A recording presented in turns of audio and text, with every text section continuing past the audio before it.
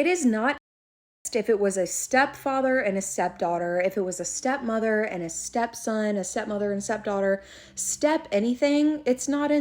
That is literally how some of you guys sound defending step. Hello, my fellow concerned friends. How are you guys doing today? I want to do a check-in before we actually start getting into the topic of today's video because, as I'm sure from the introduction, you understand where this is going, and it's not going to be fun. It's not going to be lighthearted. It's not going to be a happy video. I don't know how to make this video easily digestible. So yeah, let's do a check-in. What's the weather like for you? I hope sunny and beautiful and cool and breezy and you have the birds tweeting outside like I do, because we definitely need that today. So thank you, nature, for giving me a beautiful filming day, and hopefully this beautiful day and the beautiful little nature singing in the background will help keep us all grounded. Today, I will be taking you guys to the dark side of the step industry. But before I take you guys there, I actually want to give you an opportunity to just not watch this video at all. This video is going to be extremely triggering, as we will be talking about incest as well as faux cest. We will be discussing child abuse, grooming, Stockholm syndrome, things that are extremely hard to talk about and do not get discussed often enough. But beings that this is an issue that affects all children, of course, but in relation to the topic at hand, stepchildren and adopted children are often brushed under the rug as not being victims of incest, simply because we may not have been biologically related to our parents or family members. And I hope that this video can help educate some people to realize that incest is still incest, even if it was not biological, and even if the law says that what I'm saying is wrong. It's still incest. And I hope that you'll stick around and hear me out, because even if you disagree with me right now, you just might change your mind. But if these are topics that you feel might be triggering for you, please feel free to not watch this video. As always, remember to put yourself first, because taking care of you is what is most important. And for those of you who are still here, I'm going to ask that you please like, comment, subscribe, share. I'm going to have to be very careful about how I have this conversation. And I am already betting that YouTube is probably going to suppress this video a lot. So by you engaging and interacting, it tells YouTube, hey, this actually is not a bad video and more people should see this video, and I would really appreciate it. Thank you. I posted this video to my TikTok, to my Instagram, and to my YouTube.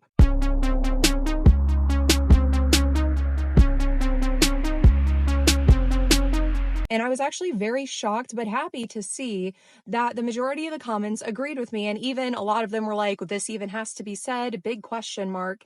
But yet still, yes, it does have to be said. While the overall response was very supportive of my message and agreed with me, because that is just, what is morally right, you don't do that, I still absolutely had some people trying to tell me that I'm wrong, and that any sort of relationship between a stepchild and a step-parent or step-siblings, and in this case, that would also extend to adopted children, isn't because there's no blood relation. And it frustrates me when I hear people say this and have this argument, because, like, whose side are you on is my first question. When you say these things to survivors, whose side are you on? Because you saying, oh, well, it's not technically because there's no blood relation, okay, then what? It's still sex. It's still, and a child was still harmed by somebody they viewed as their parent, they viewed as their sibling, they viewed as their grandparent, their uncle, their aunt. They don't know the difference between a blood relation or not.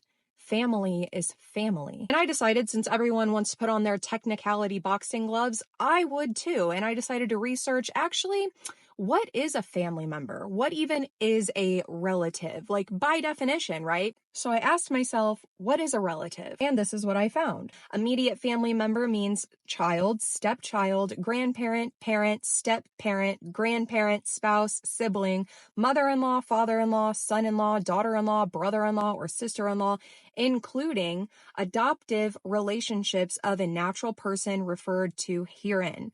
So let me highlight here, okay? Immediate family members includes children, stepchildren, and also adoptive relations. So once again, I'm trying to understand why people grasp so hard on the whole, well, they're not actually related. They're not actually related, so it's not in. And I fear so many of you are failing children and survivors from labeling what happened to them properly because you are confusing inbreeding with incest.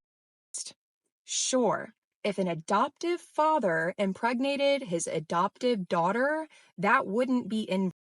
There's like probably not going to be any like genetic issues that are going to be happening there simply because they're not related. So anything that's related to issues because they're related won't happen because they're not related. I hope you're keeping up with what I'm trying to say. I'm not a doctor, I'm not a medical professional, but I hope you're keeping up. However, that is still in. I really need people to understand that that is still in. What happened with me and my stepfather was still in. Absolutely, it was. Just because I have no blood relation to my stepfather, or adoptive children may have no blood relation to their families, and I say may because stepchildren are often adopted. Nieces and nephews can be adopted into aunts and uncles' homes and things like that. Like, adoption is not just exclusive to foreign adoption, like what a lot of Americans think in their mind whenever they think of adoption. Foster care adoption is a thing, kinship adoption is a thing, and of course, foreign adoption is a thing. In my case, my stepdad was my dad from before I even knew how to talk. I have pictures of me laying in bed with that man when I was like 2 or 3 years old, probably younger than that even. When a child is forming those relationships with people early on, and they are told, this is your dad, this is your mom, this is your sibling, this is your grandparent, this is your family, the child's mind doesn't immediately go to, well, let's make sure we do a DNA test to make sure we're actually blood related. They don't care about that. That is their father. He was my dad to me. And I understood that I also had another dad, and I knew that he wasn't my real dad, but I didn't understand what that meant. He was my dad. And growing up with him, he treated me like a daughter until I started realizing that I was being treated as more of a daughter, which we'll get into later. It is, even if your state's law does not want to recognize it as incest. A child's mind cannot separate the two. Now, if a pregnancy were to occur in the incestual relationship between non-biologically related persons, that would not be inbreeding. All inbreeding is incest. Not all incest is inbreeding. And I think people really need to get that. I know that that was probably confusing, but I hope that you're keeping up with me, because another way that people like to defend and justify step is because it's all acting. They're not even actually related anyway, so it doesn't even actually matter. They're just actors, and it's just a scenario, which, yes, I'm very aware of what it's called. Faux-cest, by the way. If you did not know, it's called faux-cest, not just fake acting. It's called faux-cest. Faux-cest is a genre that includes characters with various levels of kinship, including siblings, first cousins, aunts, uncles, parents, offspring, nieces, and nephews. And in many countries, incest actually amounts to illegal pornography. So there's that for a technicality, right? Everyone wants to sit here and defend and justify their perversions by saying, oh, it's not illegal. Oh, well, they're not actually related, blah, blah, blah. Okay, well, what about the fact in many other countries that it is illegal? Literally, even the faux-cest, that actually two actors who didn't even know each other, that you just pretending, even that is illegal. What about that then, huh? You want to know what else is not illegal? As of February 2025, 18 states allow marriage between first cousins. So if we're going to play all hypothetical and technicality this and technicality that, to people defending this stuff off the basis of technicalities and legalities, not morals, right? Because we don't want to talk about morals. Everybody wants to talk about just the legalities. I'm concerned at the amount of people who would marry their first cousins simply because it's not illegal and not because it's wrong and immoral. And yes, I'm aware people do often. But if you're defending step because it's not technically illegal and it's not technically related and blah, blah, blah, blah, blah, Do you also defend first cousin marriages? Do you? Or is that too far? Because you're thinking about your first cousin right now and you're like, what in the world? That's disgusting. Yeah, it's almost like legality and morality have nothing to do with each other. Also, did you know in the United States, as of 2024, only 13 out of 50 states have banned child marriage? I am not kidding. March 13th, 2025. Child marriage remains legal in the United States as global leaders backtrack on gender equality. The rollback on women's rights is accelerating as world leaders fail to act against child marriage, gender-based violence, forced labor, and human trafficking. Millions of women and girls remain at risk, with governments failing to meet gender equality commitments. The 69th session of the Commission on the Status of Women, taking place in New York from 10 to 21 March 2025, is a critical moment to address these urgent challenges. However, global leaders are failing to uphold their commitments to gender equality, allowing child marriage, forced labor, and human trafficking to continue. President Donald Trump's administration is failing to act on child marriage in the United States. In the United States, only 13 out of 50 states have banned child marriage as of 2024. There is still no minimum age of marriage established in law in California, New Mexico, and Oklahoma. Studies by frontline organizations found that more than 300,000 girls and boys under the age of 18 were married in the United States between 2000 and 2018, with the majority aged between 16 and 17 years old. The Child Marriage Prevention Bill was introduced to the United States Congress in August 2024 and was referred to the Senate Judiciary Committee. No further action has been taken on the bill under President Trump's administration.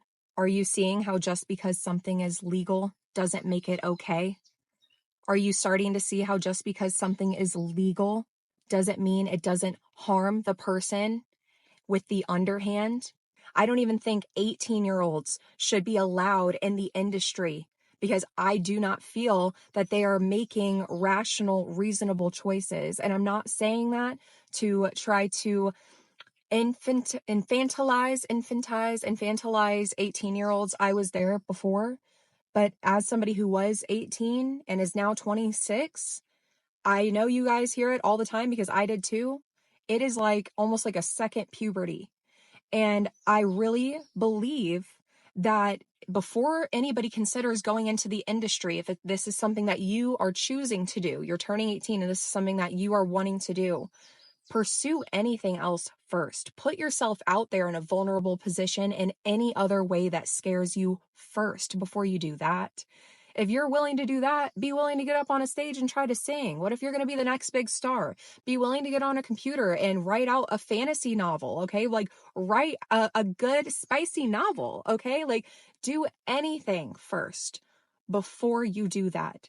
Because I promise you, there is something about you that the world needs, and it is not your body. There is only 13 states in which children are protected from being married to adults. 13. Are we realizing now how legality is not the same as morality? Just because it's legal doesn't mean you should do it. Just because it's legal doesn't mean that it's okay or justifiable or right.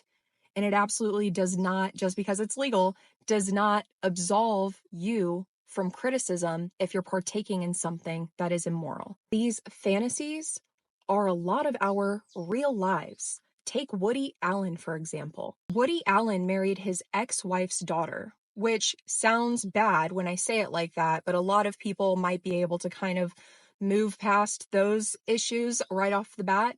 But what if I told you that he acted as her father? And he met her when she was 10 years old.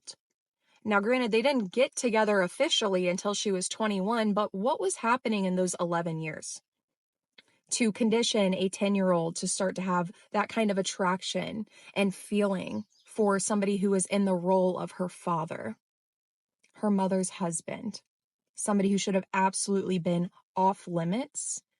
Who put those ideas in her mind that it's not something that needs to be off limits? I know that she has come out and said that she doesn't agree that she was groomed or manipulated or abused. whatever and almost gives the air like she pursued him first, but I'm not buying it because that also easily could have been me. And I'll get really vulnerable here with you guys and say, like, I did think about marrying my stepdad. I would even talk to my stepdad about it. And his only reasoning for not being able to marry me was, oh, I'm married to your mom. I'm married to your mom. And I loved him. And I loved him because I thought that that was like normal. I thought that it was okay. He would even say things like, I'm not your real dad, but I'm not your real dad. So the groping and the kissing and the cuddling, it made me feel good because as a child, I thought that that was okay and normal. That was my first experience with intimacy. And it was completely perverted by a man who had the upper hand. He had the power. I was powerless. I was a child who needed love and care and affection. I wasn't getting that from my mother. I wasn't getting validation from my mother. And my stepdad, to me in my mind, my dad, I was a daddy's girl, always came in to save the day and always made me feel better. So when the day came that he sat me down in my room when I was in middle school, and he so casually, as if he was just asking if I wanted to go to the movies with him, he asked me if I would consent to making child sexual material with him and his friends from work. And I did consider it. Of course, my initial gut reaction sitting there in that moment was immediate no, but it wasn't because I was disgusted. It wasn't even necessarily because you're my dad. I did feel that way, but I had already been fighting with myself for my entire childhood with those emotions and those feelings of this is wrong, but you're saying it's right, but I'm not seeing my other friends' dads doing this. And that emotional turmoil that I had just chosen to only see the good, even in this moment. The only reason I was really feeling like I should have said no was because I was scared I would get in trouble with my mom. I was scared about what my mom would say. I was scared that she would be mad at me. He had done such a good job of making me believe that I wanted these things and that he was like this angel, like this savior, this poor, innocent man just trying to do what's best for everybody and for his family, because that's why he needed me to make the child sex material with him.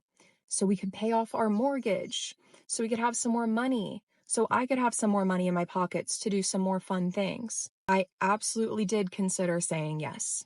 I always knew that I would say no, but I did consider it. I really did. In my mind, I thought he's right. It would just be recording the things that we're already doing. And what we're doing is not wrong. But I knew that I didn't want to do that. I wanted to do so much more with my life.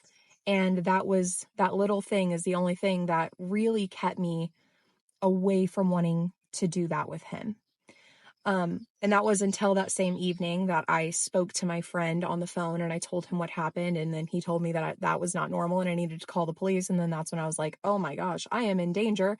And then if you don't know the rest of the story, just scroll on my accounts. You'll put the pieces together. But in those quiet hours before I made that phone call, I did consider it because I loved him, because I thought I could wholeheartedly and fully trust him, my father, with anything. But the reality is that behind the scenes, my hero, my dad, was an absolute monster.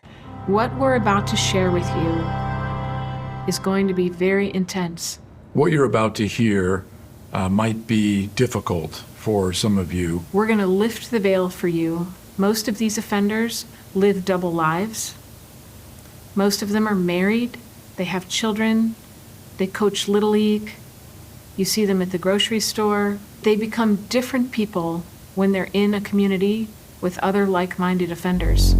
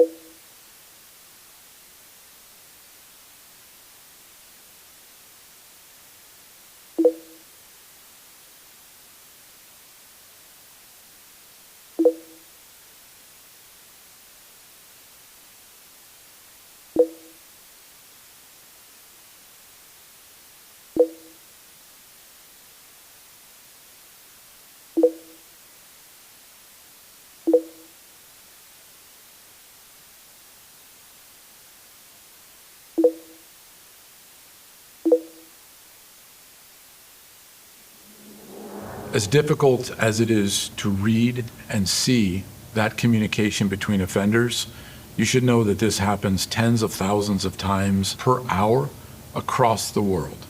Offenders from all over the globe are communicating with each other. They're sharing techniques for how to find children, and they are just as graphic and just as morally reprehensible as what you just saw. That's why we're asking you to join us. These children are unknown and our work is unfinished, and we need your help.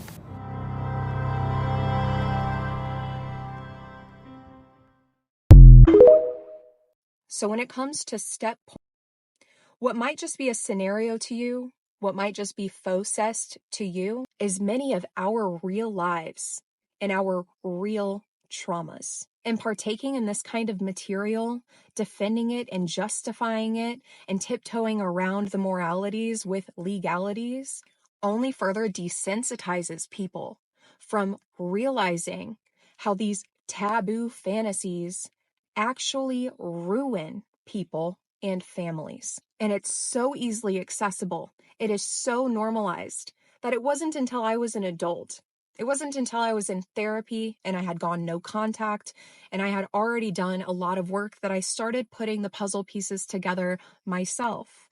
My stepdad cheating on my mom with younger women, my stepdad signing up for hookup sites that included teen hookups even, asking me to make child sex material with him so casually. It all came from the same place. One, already being evil, and two, having your evil be normalized and having the general public defending these perversions. December 21st, 2023. The parent company admits to receiving proceeds of trafficking and agrees to a 3-year monitor. December 4th, 2020. The children of Pornhub prides itself on being the cheery, winking face of naughty, the website that buys a billboard in Times Square and provides snowplows to clear Boston streets. It donates to organizations fighting for racial equality and offers steamy content free to get people through COVID-19 shutdowns. That supposedly wholesome porn attracts 3.5 billion visits a month, more than Netflix, Yahoo, or Amazon. Rakes in money from almost 3 billion ad impressions a day. One ranking lists as the 10th most visited website in the world. Yet, there's another side of this company. Its site is infested with videos. It monetizes child rape, revenge porn, spy cam videos of women showering, racist and misogynistic content, and footage of women being asphyxiated in plastic bags. A search for girls under 18, no space, or 14-year-olds leads in each case to more than 100,000 videos. Most aren't of children being assaulted, but too many are. After a 15-year-old girl went missing in Florida, her mother found her on porn in 58 videos. Assaults on a 14-year-old California girl were posted on porn and were reported to the authorities, not by the company, but by a classmate who saw the videos. In each case, offenders were arrested for the assaults, but escaped responsibility for sharing the videos and profiting from them. It is like YouTube in that it allows members of the public to post their own videos. A great majority of the 6.8 million new videos posted on the site each year probably involve consenting adults, but many depict child abuse and non-consensual violence. Because it's impossible to be sure whether a youth in a video is 14 or 18, neither nor anyone else has a clear idea of how much the content is illegal. Unlike YouTube, allows these videos to be downloaded directly from its website. So even if a video is removed at the request of the authorities, it may already be too late.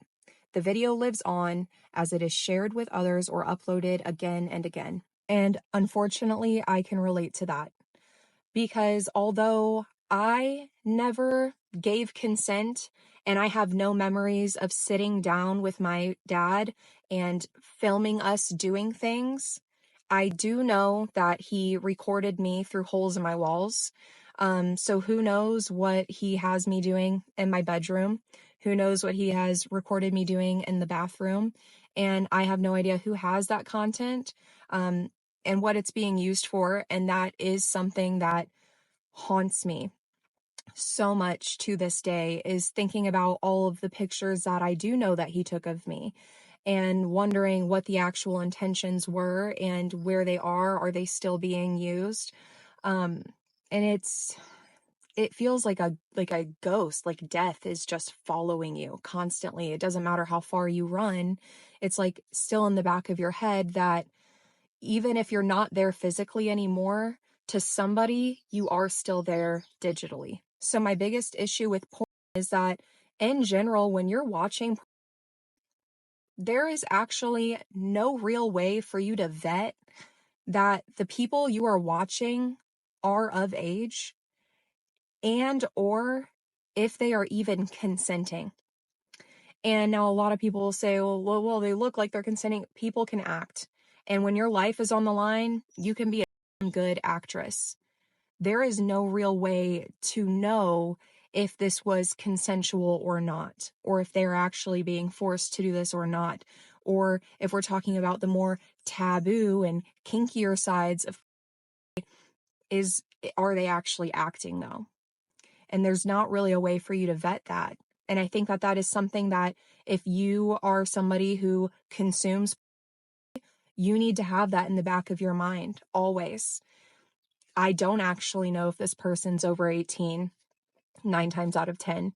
And I don't know if this person actually enthusiastically said yes to this act and to this act being filmed. So if I have not deeply triggered you thus far yet, I'm going to put in another trigger warning now, because I found some subreddits of people who shamelessly are in this world of step and porn, not just faux cest, but real. And I think that this is important to talk about, as this is something that affected me, because my stepdad obviously was into that kind of stuff. And look what happened with me. And I am lucky that I knew what I did and that I saw the red flags that I did, and that I was brave enough to be as brave enough as I was to tell somebody. And I'm lucky to have been believed, because things could have been much, much worse for me. So again, trigger warning, this is not going to be pleasant to listen to at all. I found my sons and I've never been happier. 41 female. I had to put my computer into the repair shop recently and was using my son's computer. And while I was typing, his Google search thingy for showed up. As anybody would, I was interested in what he was watching. He's usually nervous with girls outside the family, so seeing what he was interested in was exciting. I clicked onto his little history tab and up popped only related searches, 80% of which was non-son and the rest brother-sister stuff. I also noticed all the women looked like clones of me or my daughters. I must say that this discovery was hugely arousing. I've never thought he had eyes for his mama, or had even fantasized over how I looked under my clothes. I can't read the rest of this. Okay, here's another one. 45 female. My son asked me to watch with him, and they want to know if this is okay because it's just a movie. And the response is, there's no reason not to do it, to be honest. You're just watching. Yes, you'll both get excited, but that doesn't mean you're going to each other. Just have fun with it. Feel the excitement. See how he reacts and go with whatever feels good at the moment. It's just. Someone else said, My daughter and I regularly watch porn together. Another person writes, I remembered seeing my son's porn and I was actually horrified with what I have seen. I can see that every description he puts or the specific look of the girl is resembling to me. I also saw his search history and when he was searching how to touch a girl when she is asleep without waking her up. Now I wonder what his reason for wanting to know that was. Someone else writes, 45 female, my son asked me to watch porn with him. One night I was talking with my son who was sitting across from me. The conversation turned to sex, mainly our kinks. He said that his favorite kink was incest, and so was mine. My son then asked me if we could watch porn together. I was taken aback by this. I'm not saying I wouldn't. My son is a handsome man, and I do notice him staring at me quite a bit, which turns me on, but at the same time, it is so wrong. I told him I would think about it, and we dove away from this topic into other things. I don't know what I should do because on one hand, it turns me on just thinking about watching porn with him, but at the same time, it wouldn't be right as his mother and son. I literally can't read any more of those, not only because I don't want to, but because I genuinely can't read them and I just really don't want to. They're vile.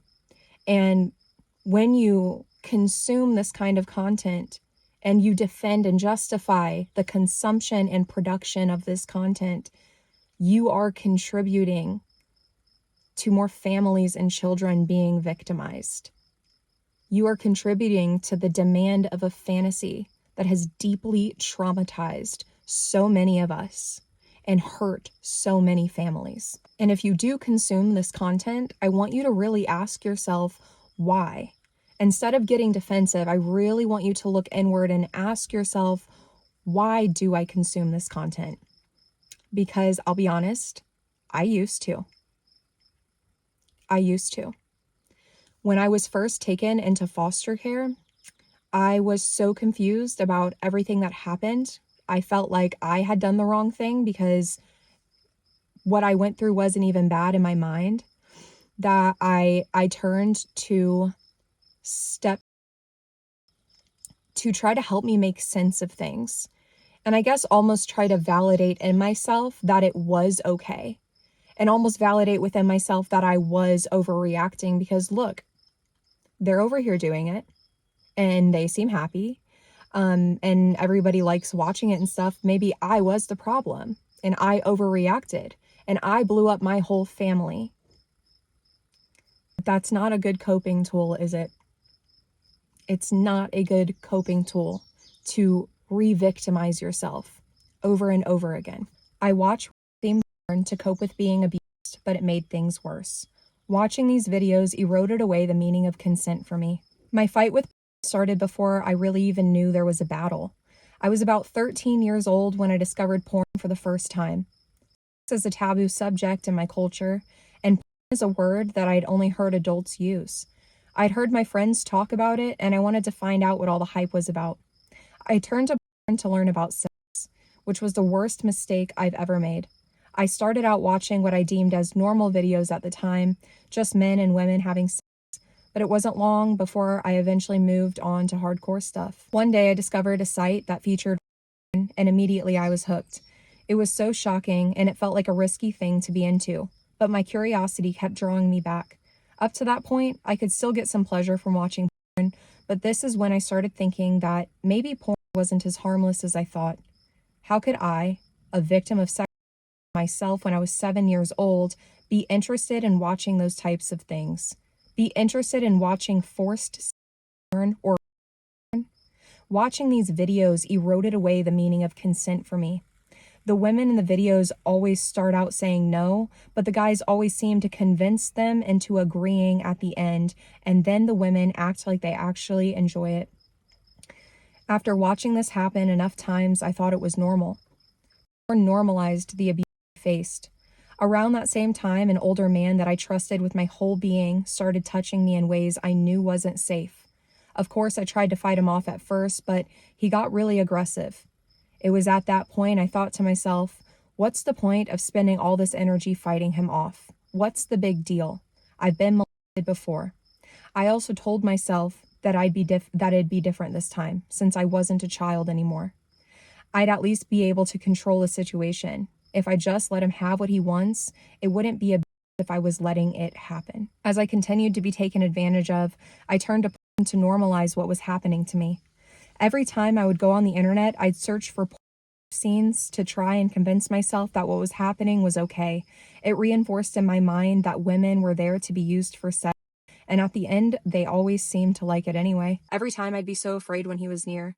I just told myself it was normal, that I was just being a little anxious. I convinced myself that because I was not fighting back, I was still in control of the situation.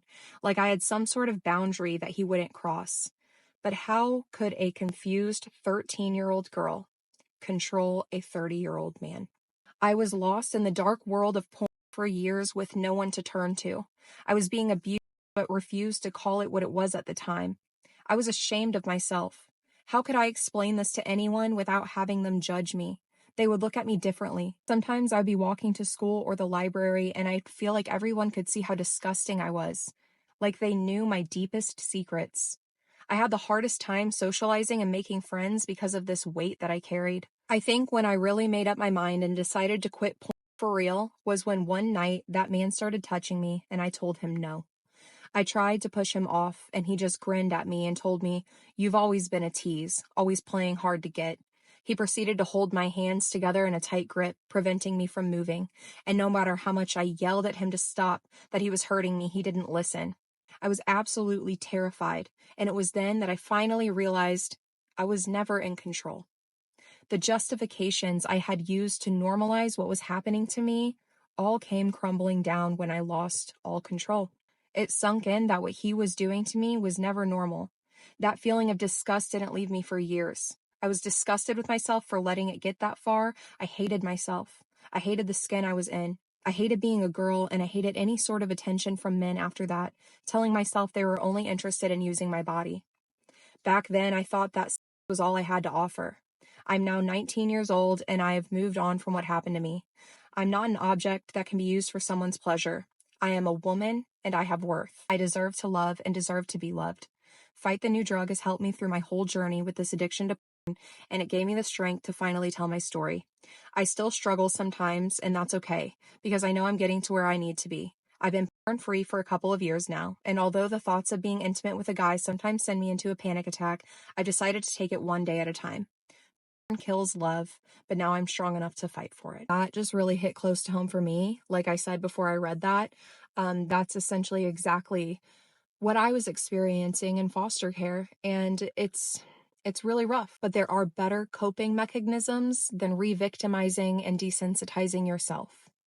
For me, therapy literally changed my life. I know you guys are probably so tired of me talking about therapy, but if you can go to therapy, go to therapy. Literally, even if you think nothing is wrong with you, you should just go to therapy. It won't hurt to just talk to somebody, even if you're struggling, even if it's just a little bit, even if in your mind it's just a tiny bit. Go talk to somebody. Okay, I know that this was a longer video, and I hope that this video made sense. I hope that it stayed on a good track, and I hope that you guys have taken something away from this. Stop telling survivors about what they experienced. Instead, just listen and learn from survivors. And just because it might be legal does not make it moral or okay, and it doesn't take away from the experiences that we have experienced. As always, thank you guys so much for watching and hanging out with me. Don't forget to like, comment, subscribe, share, ring the bell. I am really, really sorry if this video was triggering for you. I really hope that you have a good support system that you can lean on during this time. If you're having a hard time after watching this video, just know that you're not alone. Unfortunately, you're not alone. If anybody is there with you, it's me. I'm right there with you, okay? I struggle. And intimacy for me is extremely hard in general, but I get through it day by day and not re-victimizing myself. You guys have got this. I hope that you take care of yourself today. I hope you guys have a great Memorial Day weekend, or have had a great Memorial Day weekend whenever you guys are watching this. And I will see you guys on the next one.